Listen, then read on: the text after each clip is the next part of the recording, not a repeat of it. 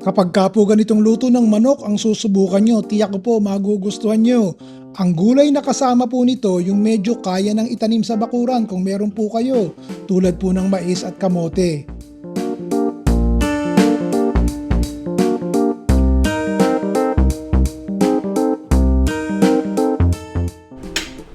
Painit po tayo ng mantika. Kumusta po kayo mga kaibigan?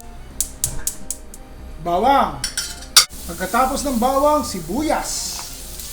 Dalawang kamates.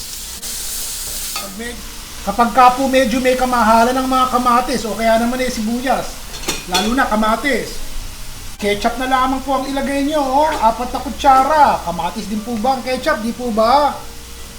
Meron lagi tayong ketchup sa loob ng refrigerator. Yun na lang po ang ilahok natin. Nakita nyo po iminamas ko ng tinidor. Dinudurog ko po. Ito po ay isang malaking kamote na inilaga ko na kagabi. Ngayon po ilalagay natin dito para po humalo dun sa sabaw na gagamitin natin.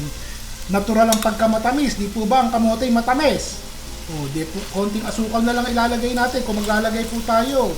Ang kamote naman napaka-nutritious niyan para masustansya ang ating ulam. Malapot na, malasa at masustansya. Sama na po natin itong ating patatas. Isang katamtamang laki ng patatas. Malalaki po ang tipak. Patisan nyo na po.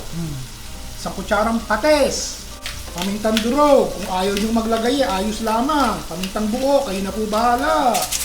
Isa pong kutsarang chicken powder. Kung gusto nyo maglagay, walang pilitan ha. Dagdagan pa natin ng kaunti. Haluin po muna natin ha. Yo, naku ang bango. Kasi yung kamote, naaamoy ko kaagad Lalagyan ko na po ng sabaw. 4 na tasa po ito ng tubig. Mainam yung kaldo, yung pinagpakuluan nyo ng buto-buto ng manok mas mainam yun tubig na lamang. Ilalagay ko na po itong ating mais, sariwang mais.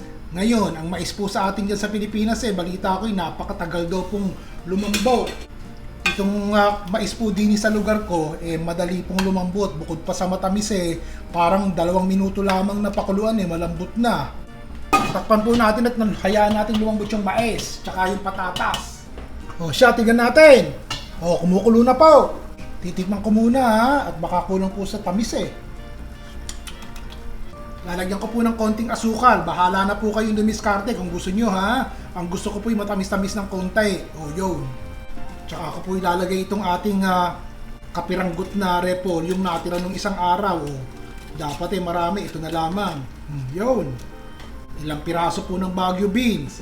Kapag ka umuulan at hindi makapunta sa palengke, ganyan na lamang. O kaya naman natamad pumunta sa palengke, kung ano yung natira sa refrigerator, yun na lang po ang ilahok nyo. Mga katitik ni katitik noon. Ulam yan, di po ba? Tsaka po natin ilagay itong ating inihaw na manok. Yun. Hindi ko na po ipinrito yung manok. Ihaw na po para makatipid ng kaunti sa mantika. Kayo na po ang bahala kung gusto nyong ganiri ang style ng pagluluto nyo. Ngayon po isang halo. Hayaan nating lumapot-lapot yung sabaw. Napapansin nyo ba? Dilaw na dilaw po ang sabaw dahil nga po dun sa ating nilagang kamote. Hindi, syempre masustansya yan. May mga gulay-gulay pa. Ganun lamang. Hinaan po natin ang apoy ng bahagya. Takpan. Hayaan po nating maluto-luto yung ating gulay na inilagay sa huling bahagi. So katulad po ng sinabi ko kanina, kapag ganitong luto ng manok kung susubukan nyo, tiyak po'y magugustuhan nyo. Yung gulay na kasama po, kaya nyo itanim kung may bakuran po kayo, lalo na yung taga-probinsya. Parang marami nagkakagusto ang mga gulay-gulay, isda-isda, sabaw-sabaw ng konti at madaling lutuin at hindi kayo nanghuhula sa kusina. Siya, bukas po ulit, ganyan ang gagawin natin. Ayos? Ron Bilaro po.